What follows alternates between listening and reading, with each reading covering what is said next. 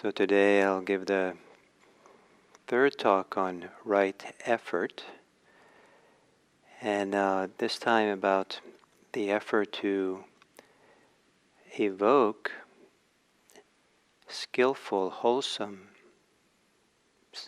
states and actions, and to maintain or protect the wholesome and the skillful activities that we're involved in, activities of mind, body, and speech.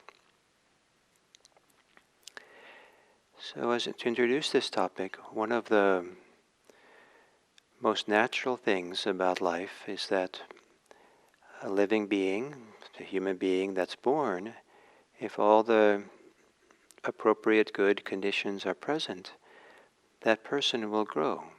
Will grow physically, mentally, emotionally, as they grow up. And it's delightful to watch a young child grow and develop and learn skills and learn how to walk and talk and learn how to navigate the world and find their way and eventually become independent and be able to take care of themselves.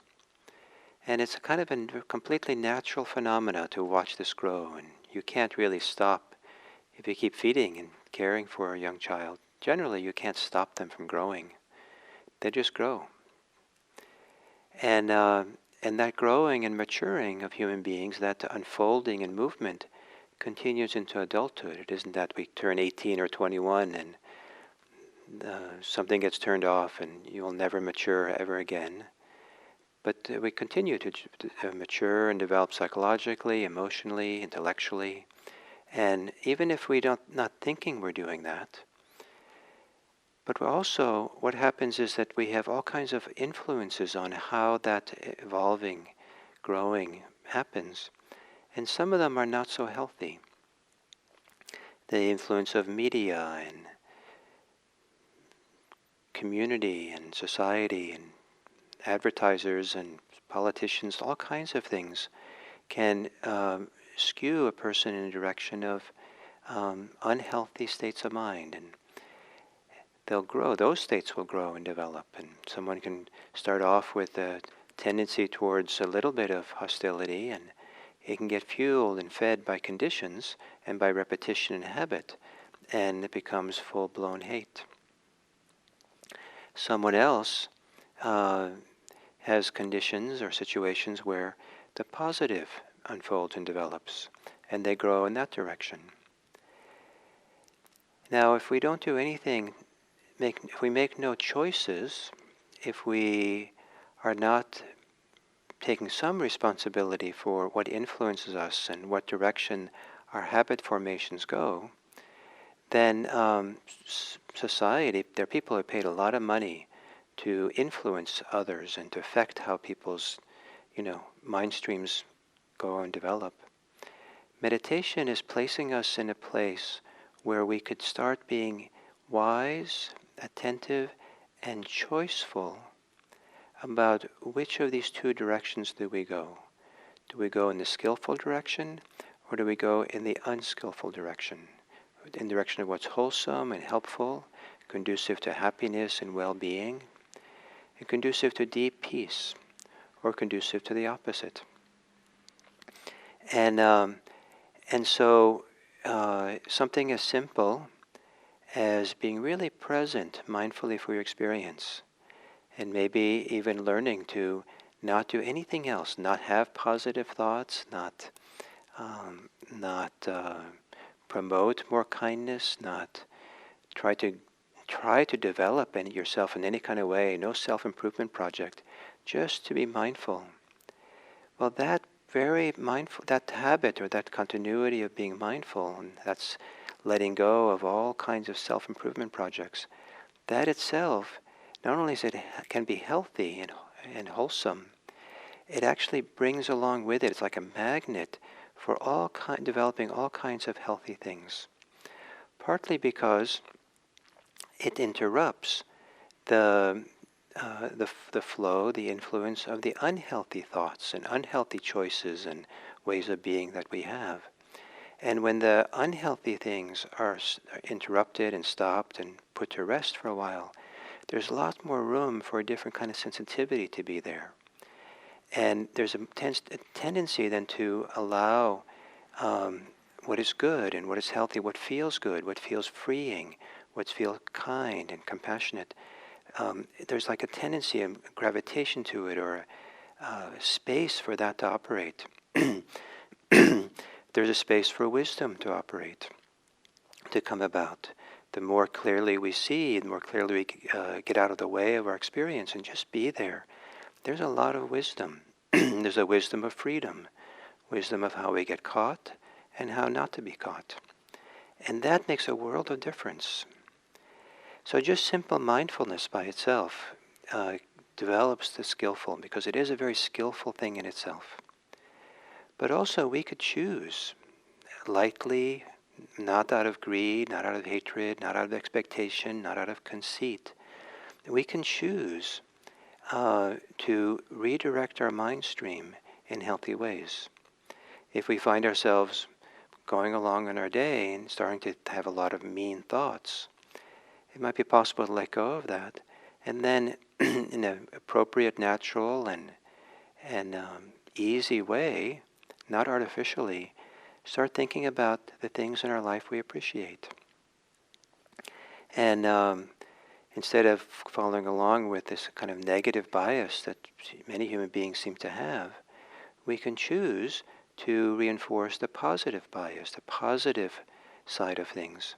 Not to pretend that everything is good, not to avoid understanding the difficulties and what's unhealthy in life, but not that's not what the influence is on us. We want to be influenced by the positive side of us, the healthy side, the supportive side. That in the Eightfold Path, it's really so to be influenced by that which is freeing, that frees us from suffering. Suffering is not necessary, though to understand that is very difficult. But as we kind of go on this Eightfold Path, the whole path is oriented towards a healthy direction. The whole path is skillful. And as we engage in the different parts of the Eightfold Path, we're beginning to recondition the mind, create different habits, and and create different conditioning that supports a healthy, skillful way of thinking. So in this right effort, the Buddha talks about, there is first to evoke, to bring about skillful states. So you have to start being mindful, for example. Or you have to think about, I think kindness is a good idea. Maybe I should think about where I already have kindness. Where is it natural for me to be friendly? Oh yeah, I have this good friend. And when I think about my friend, I just feel kind of warm and kind, and kind of I get a smile in my heart when I think about that person.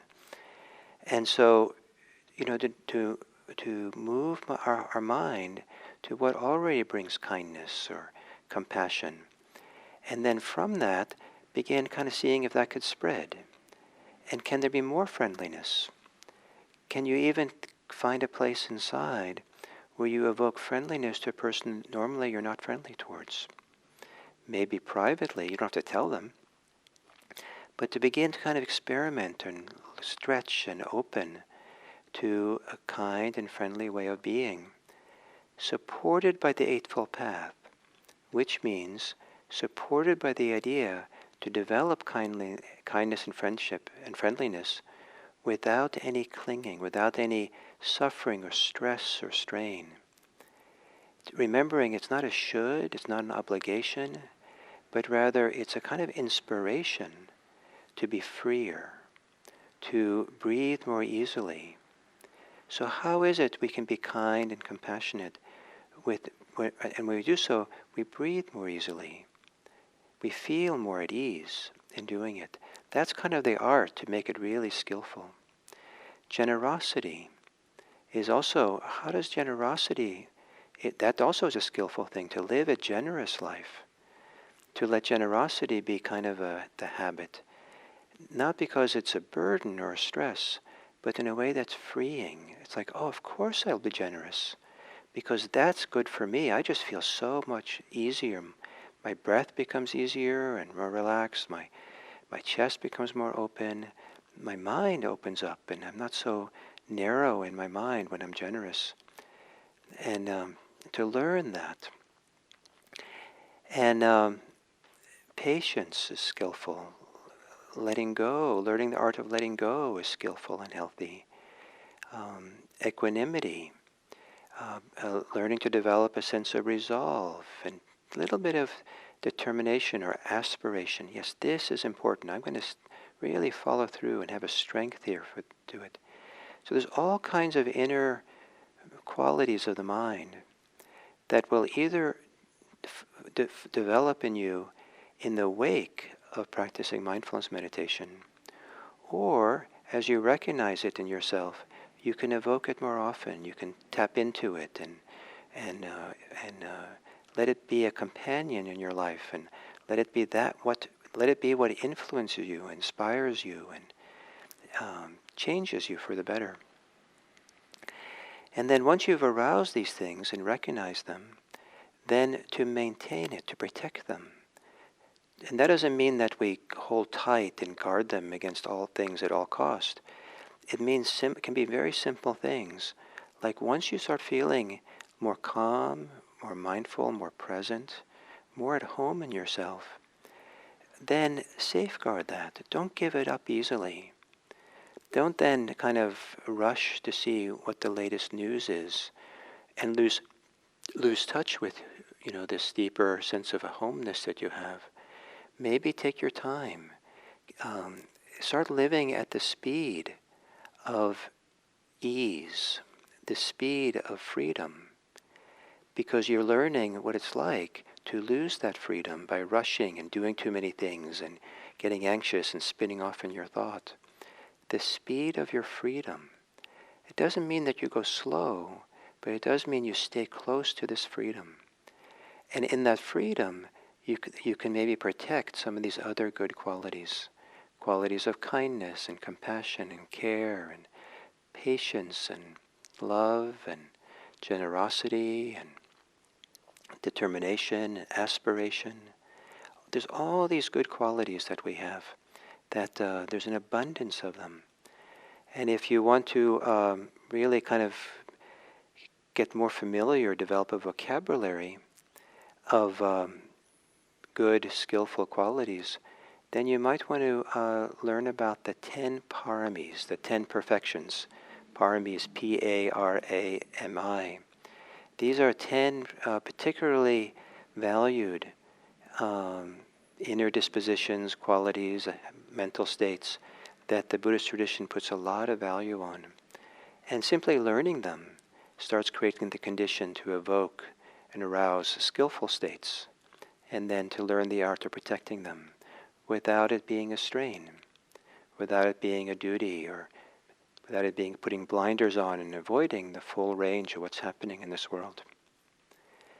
May it be that this Eightfold Path and right effort becomes the most natural thing in the world for you, not something you do as a should or something that is a strain for you, but it's the opposite.